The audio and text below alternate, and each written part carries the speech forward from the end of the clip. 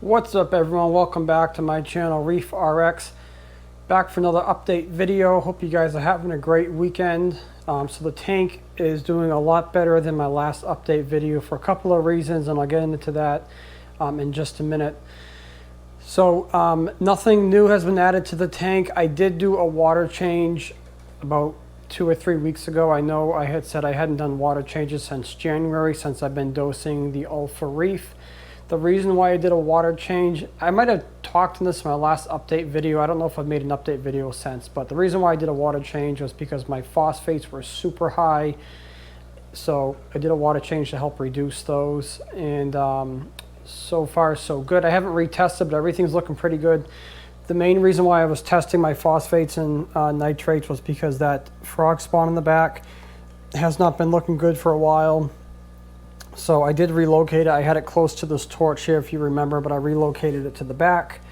I did some research, and I found that I might have a bacteria in the tank. So all the research I did told me to give a ChemiClean a shot here, this product here.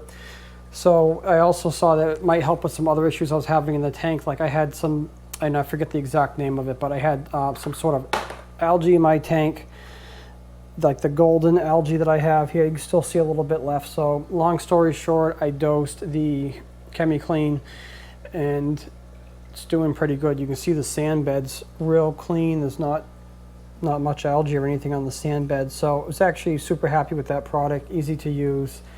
And yeah, everything's looking great.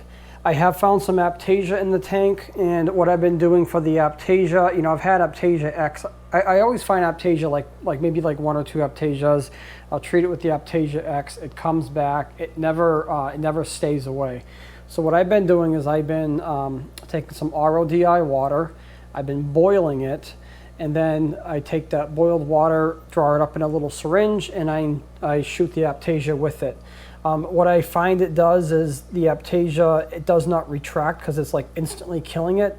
So I shoot it with that, and then I suck it up with the syringe. So it's definitely killing the spots that I'm hitting. I don't know if it's causing more of a problem because I am seeing more Aptasia, but that also may be because I'm looking more in depth to try to find more to make sure I'm not missing any. So I don't really know, but Aptasia X wasn't working. I tried lemon juice, that wasn't working.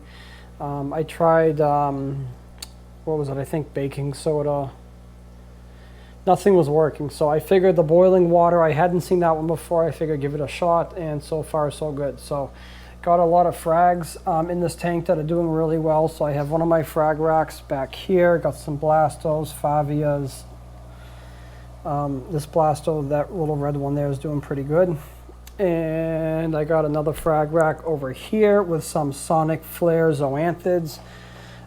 Those are doing great. And then I have this frag rack back here with some various Zoas, some Acros, stuff like that. So overall, the tank's doing good. I also dosed Chemi Pure, I think it's called. It's to help bring down phosphates.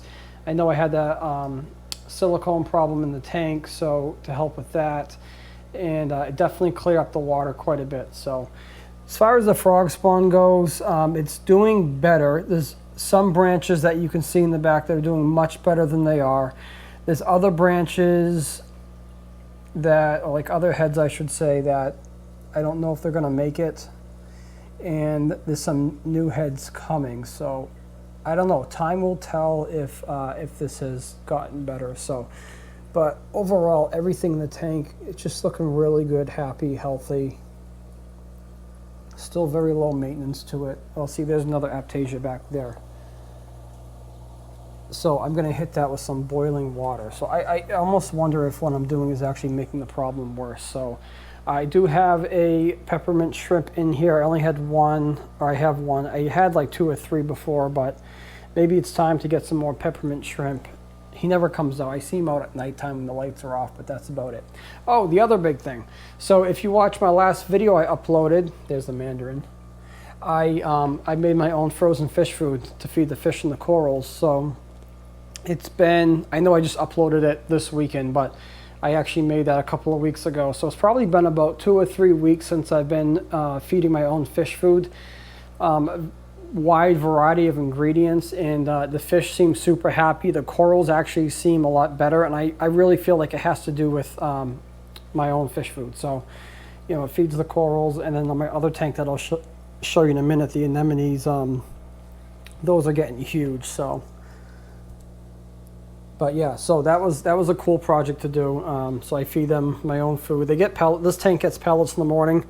On the automatic feeder, and then I feed my frozen at night. So, and also my mandarin is also now eating the frozen food. He was only eating, you know, pods that were in the tank. I didn't really never see him eat anything I would give to the tank that I was store-bought frozen, but now he's eating the frozen food because I have food in there for him as well, like some small eggs and stuff like that. So, super happy with that. So, let's, well, we can take a look underneath real quick. I don't have much going on under here.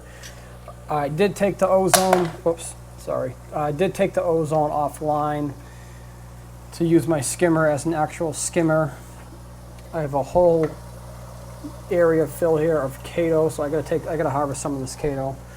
And you'll see I have an aerator pump, like an air bubble pump in there, because I was dosing that Chemi Clean, and you gotta aerate the water. So I kind of just left it in there to help with oxygenation. No ill effects or anything, so keep it in there. All right, let's go check out the anemone tank and see how that's doing. And then after that, we'll check out the pod culture. So here we are at the anemone tank. The anemones have gotten humongous. There's still only 6. I haven't seen any splitting, which is what I was kind of hoping for. You can see they come right to the top here. They definitely like the food that I'm feeding, my homemade frozen food, because they go crazy for it. They gobble it right up. You can see as soon as I feed in there, like last night I fed a super huge chunk on purpose just to feed it to the anemone, and it just closes right up. I mean, it loves it. The fish love it. Everything seems happy, healthy, not really much I could ask for. So still haven't done a water change on this tank since January. I don't think I've tested the nutrients since January either, but everything looks good and happy, so I don't really find the need to test it. So not much more of an update on this, but let's go check out the pod cultures. All right, so here we are at my 2 pod cultures. So if you've been watching me for a while, you'll know this tank on the right was originally a brine shrimp culture, and somehow pods got in here. It's not the same pods I have on the tank on the left, so it was a big mystery, but this thing is full of pods. So I feed these to my fish, I feed these to my tanks every couple of weeks. But I mean, the life in here of the pods is just unbelievable. All these little dots you're seeing, those are all pods. So I don't really feed this much. I maybe feed it twice a week. I just give a little bit of the Phyto Feast from, I think, what is it, Reef Nutrition. And there's so many pods in here, I can't believe it. So that's that tank. I have not done a water change. I might have done one a while ago, but I don't do water changes on either one of these cultures. So this tank hasn't had a water change in months. You can see the water level is actually really low. I have neglected filling this up. So this tape here, this line's where the water level should be, and this is where it is. So I need to fill this up with some RODI water. Probably gonna do that right after I shoot this video. This is a high salinity tank anyways, because I was doing high salinity for the brine shrimp. So I think the specific gravity is at like 1.45 or 47. It's sure it's higher now with that much water down. It's probably about a gallon or 2 of water I gotta add to this. So this tank on the left, it's very dirty. It's hard to see, but there are a bunch of pods in there. This is the tiger pod culture. I don't know what pods are in the other tank because, you know, they just mysteriously appeared one day. So it's dirty because I just fed them, I think last night. So I only feed every like maybe 3 days, and I have to top this tank off a little bit too. So that's it for the update for this weekend. If you guys have any questions, be sure to let me know. Give the video a thumbs up, and don't forget to subscribe for more videos. And make sure to check out the making my own fish food video that I made, so you guys can give that a shot on your own. So I hope to talk to you soon, and have a great weekend. Thanks, everyone.